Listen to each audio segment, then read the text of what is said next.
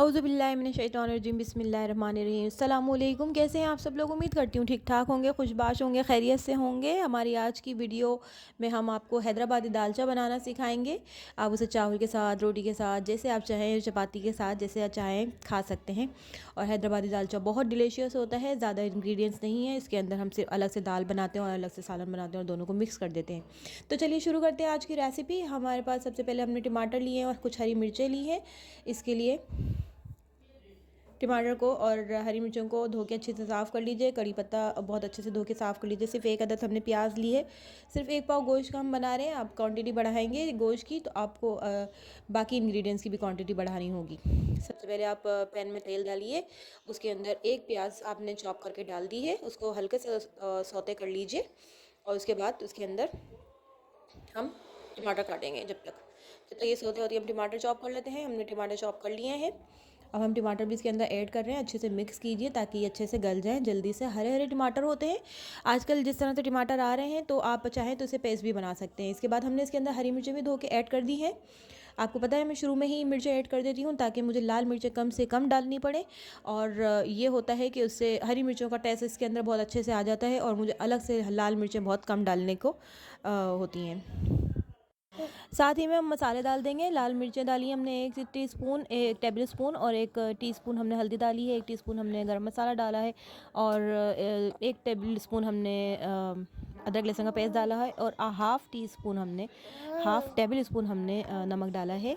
मसाले हमने कम डाले हैं और अभी हम इसलिए कम डाल रहे हैं क्योंकि हमें अभी दाल में भी मज़ीद मसाले डालने हैं, तो हम वहाँ के लिए भी रखेंगे ताकि जब ये दोनों कंबाइन हो जाएँ तो मसाले डिसबैलेंस ना हो, बैलेंस रहें। इसको अच्छे से मिक्स कर देंगे और मिक्स करके थोड़ी देर पकने के लिए रख देंगे। इसके बाद इसको थोड़ा सा पकने देंगे ताकि टमाटर और प्याज थोड़ी सी गल जाए। फिर उसके बाद अब हम इसके अंदर गोश्त को ऐड कर देंगे। 1 पाव हमने गोश्त लिया है, थोड़ा सा चिकनाई वाला गोश्त लिया है। दालचे के अंदर चिकनाई वाला गोश्त बहुत ज़्यादा जायकेदार लगता है। इसके अंदर गोश्त डाल के अच्छे से मिक्स कर लीजिए। कलर चेंज होने तक आपने इसको मिक्स करना है। जब गोश्त का कलर चेंज हो जाए, एक वाइट सी लेयर आ जाए उसके ऊपर, तो फिर आपने उसमें पानी ऐड करना है। अच्छे से मिक्स कीजिए ताकि गोश्त में कच्ची कोई स्मेल ना आए और तमाम मसाले उसके ऊपर अच्छे से लग जाए। टमाटर का पेस्ट और प्याज वगैरह सब कुछ अच्छे से उसके ऊपर लग जाए। देखिए हमने अच्छे से मिक्स कर लिया है। बहुत प्यारा सा कलर आया हुआ है, बहुत खूबसूरत कलर लग रहा है इस वक्त। इसको हमने अच्छे से मिक्स कर लिया है। अब हम इसके अंदर पानी ऐड कर देंगे। तकरीबन 1.5 या 2 गिलास हम इसके अंदर पानी ऐड करेंगे। डिपेंड करता है कि गोश्त को गलने के लिए कितनी ज़रूरत है। दूसरी तरफ हम दाल ले रहे हैं। हमने 1 पाव के करीब दाल ली है और इसे एक प्याले में डालकर हम इसे अच्छी तरह से वॉश करेंगे।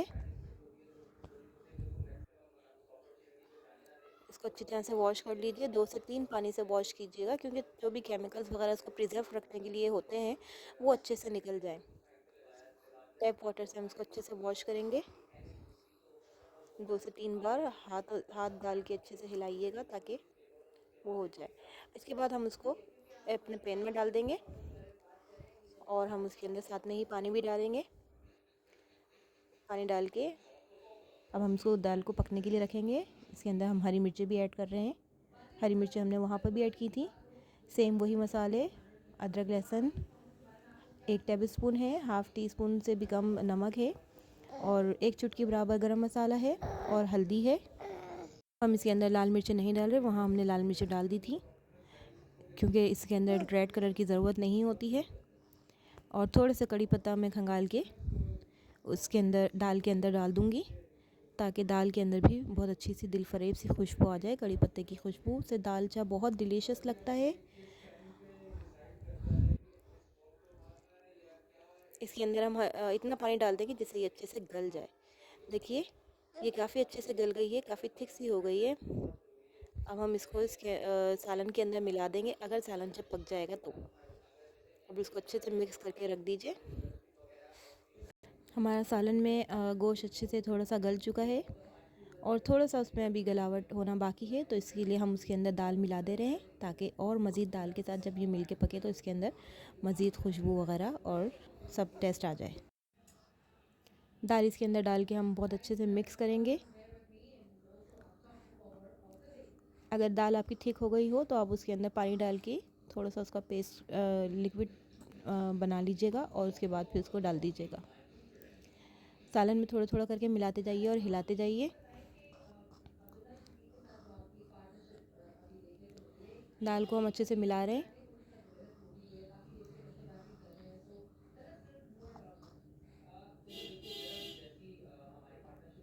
दाल को अच्छे से मिलाने के बाद इसके अंदर हम थोड़ा सा कड़ी पत्ता भी डाल देंगे। और हमारे पास ये फ्रोज़न लौकी रखी थी, आपके पास अगर नॉर्मल टेम्परेचर पे हो तो आप वो डाल दीजिए। और कड़ी पत्ता हम मज़ीद डालेंगे इसके अंदर। फ्रोज़न लौकी और कड़ी पत्ता हम इसके अंदर डाल के अच्छे से दोबारा से उबलने रखेंगे। देखिए हमने लौकी इस शेप में काटी थी, हल्की सी तिरछी करके, ये नमक पारे कट में। आप भी इसी कट में काटिएगा, बहुत अच्छी लगती है।